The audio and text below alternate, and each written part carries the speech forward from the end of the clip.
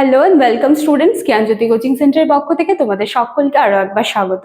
আজকে আমি তোমাদের মেন্টাল হেলথ অ্যান্ড হাইজিন থেকে কিন্তু কিছু সাজেশনস নিয়ে এসেছি এবং আজকে আমি আলোচনা করব ইউনিট 1 থেকে। আশা করছি আজকের আলোচনা করা প্রশ্নগুলো তোমাদের হেল্পফুল হবে। আমি যে প্রশ্নগুলো আলোচনা করব সেটা কিন্তু তোমরা একেবারে ব্রড কোশ্চেন হিসেবে কিন্তু দেখে যাবে।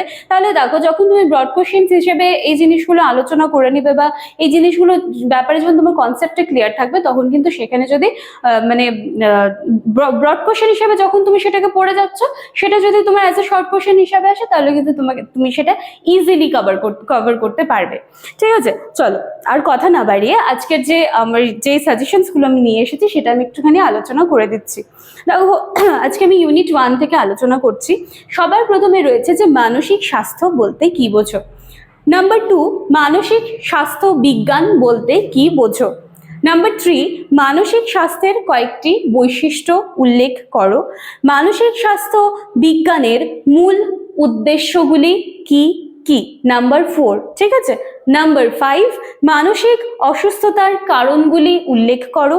এবং নাম্বার 6, মানসিক স্বাস্থ্য বিজ্ঞানের পরিধি সম্পর্কে বিস্তারিত আলোচনা করো। যেটা পরিধি সম্পর্কে বিস্তারিত আলোচনা করো সেটা কিন্তু অবশ্যই তোমাদেরকে বড় প্রশ্ন হিসেবে কিন্তু পড়ে যেতে হবে।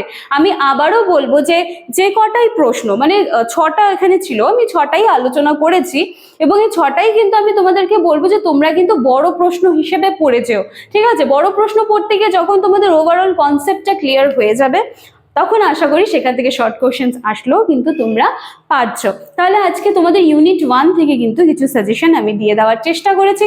আশা করছি এগুলো তোমাদের হেল্পফুল হবে। আমি আরেকটা কথা বলে নিতে চাই, অনেকেই কিন্তু কন্টিনিউয়াসলি কমেন্টস করছো যে ম্যাম মেজর এডুকেশন থেকে সাজেশন দিন। মেজর এডুকেশন থেকে সাজেশন দেওয়া আমার অনেকদিন আগেই শেষ হয়ে গেছে। তোমরা কাইন্ডলি একটু ভিডিওগুলোকে দেখো, ওলট পালট করে দেখো, অবশ্যই পাবে। আমার তো সেগুলো আলোচনা করা অনেকদিন আগেই হয়ে গেছে, হয়তো সেগুলো তোমাদের এখনো নজরে পড়েনি, সেটা একটু দেখে নেবে, দেখবে আমার সমস্তটাই কিন্তু আলোচনা করা আছে। আজকে আমার ক্লাস বা যে কোয়েশ্চেন্সগুলো আমি নিয়ে এসেছিলাম সেটা কিন্তু এইটুকুই ছিল।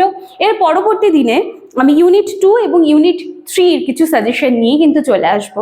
আশা করছি আজকের যে কোয়েশ্চেন্সগুলো আমি আলোচনা করে দিলাম সেগুলো ভীষণ ধীর স্থিরভাবে বলেছি, তোমরা কিন্তু পজ করে চাইলেও সেগুলো লিখে নিতে পারবে। চলো, দেখা হচ্ছে পরের দিনের ক্লাসে। আজকের জন্য বা ততদিনের জন্য, যতদিন নেক্সট ক্লাস আমার আসছে না ততদিনের জন্য সবাই ভালো থেকো, সুস্থ থেকো, খুব ভালোভাবে এক্সামের প্রিপারেশন নাও। দেখা হচ্ছে পরবর্তী ক্লাসে। Thank you.